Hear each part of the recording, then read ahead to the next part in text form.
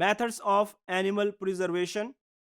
In this module, we will discuss use of isopropyl alcohol. Isopropyl alcohol ये भी एक preservative है। ये एनिमल की प्रिजर्वेशन के लिए इस्तेमाल होता है। इसका इस्तेमाल इसलिए लोग करते हैं कि ये एक चीप मटेरियल है और ये आसानी से मार्केट के अंदर अवेलेबल होता है। अगर मार्केट से जो हमें आइसोप्रोपाइल अल्कोहल मिलता है उसकी अगर हम स्ट्रेंथ की बात करें तो वो 90% स्ट्रेंथ के अंदर हमें मिलता है या फिर 70% स्ट्रेंथ के साथ मिलता है। लेकिन इसको यूज करने से पहले इसको हम डाइल्यूट कर सकते हैं अप टू 40%। आइसोप्रोपाइल अल्कोहल आसानी से अवेलेबल तो है और चीप भी है, लेकिन इसके साथ जो मसाइल हैं, जिन एनिमल्स को आइसोप्रोपाइल अल्कोहल के अंदर प्रिजर्व किया जाता है वो वक्त के साथ साथ हार्ड हो जाते हैं और फिर उनके अंदर जो है टूट फूट स्टार्ट हो सकती है।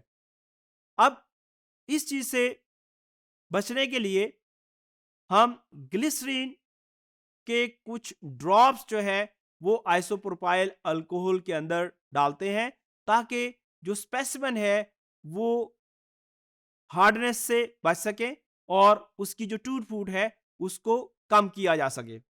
इसी तरीके से अगर कैल्शियम कार्बोनेट जो है वो आइसोप्रोपाइल अल्कोहल के अंदर डाल दी जाए तो उससे भी हम काफी हद तक जो स्पेसिमेन की हार्डनेस है उसको कम कर सकते हैं। अब ये जो कैल्शियम कार्बोनेट है इसकी जो टैबलेट हम आइसोप्रोपाइल अल्कोहल के अंदर डालते हैं, इस टैबलेट को पाउडर फॉर्म के अंदर उसको क्रश करके आमतौर पर डाला जाता है।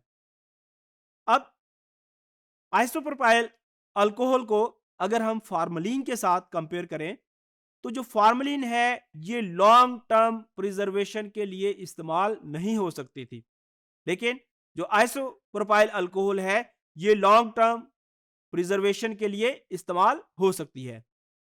उसके बाद जो फार्मलिन है उसको हम आमतौर पर वर्टिब्रेट की प्रिजर्वेशन के लिए इस्तेमाल करते हैं, जबकि जो आइसोप्रोपाइल अल्कोहल है इसको हम इनवर्टिब्रेट की प्रिजर्वेशन के लिए इस्तेमाल करते हैं।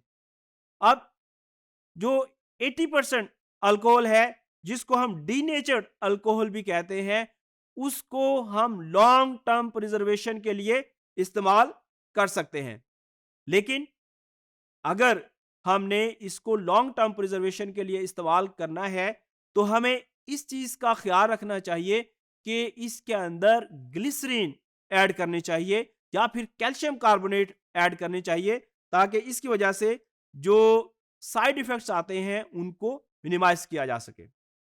अब अगर हम बात करें कि एक फिश स्पेसिमेन जो है उसको कैसे प्रिजर्व किया जाता है तो एक फिश स्पेसिमेन जो है उसको प्रिजर्व करने से पहले हम उसको 10% फार्मलिन के अंदर डालते हैं और फार्मलिन के अंदर डालने से उसकी किलिंग हो जाती है। ये एक काफी पेनफुल प्रोसेस होता है। जब फिश जो है फार्मलिन की वजह से मर जाती है तो उसके बाद ये जो फिश है आमतौर पर अगर 30 सेंटीमीटर की एक फिश है तो उसको 1 वीक के लिए फार्मलिन के अंदर रखा जाता है।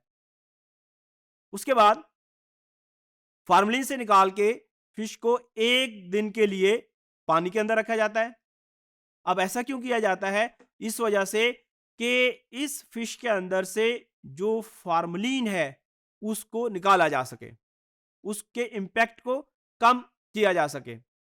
जब 1 दिन के बाद फार्मलिन का इंपैक्ट काफी हद तक कम हो जाता है तो अब इस फिश को हम लॉन्ग टर्म प्रिजर्वेशन के लिए आइसोप्रोपाइल अल्कोहल के अंदर या फिर इंडस्ट्रियल अल्कोहल उसके अंदर रख के महफूज कर सकते हैं। तो फिश को प्रिजर्व करने के लिए सबसे पहले हम फिश को किल करते हैं फार्मलिन के अंदर और उसके लिए जो हम फार्मलिन इस्तेमाल करते हैं वो 10% फार्मलिन होती है। उसके बाद ये जो फिश है, इसको तकरीबन हमने एक रफ एस्टिमेट के मुताबिक 30 सेंटीमीटर की अगर एक फिश है तो उसको 1 वीक के लिए फार्मलिन के अंदर रखा जाता है। उसके बाद इस फिश को 1 दिन के लिए पानी के अंदर रखा जाता है। उसके बाद जब फार्मलिन का इम्पैक्ट काफी हद तक कम हो जाता है तो फिर लॉन्ग टर्म प्रिजर्वेशन के लिए इस फिश को हम आइसोप्रोपाइल अल्कोहल या फिर जो है हम इंडस्ट्रियल अल्कोहल के अंदर रख सकते हैं।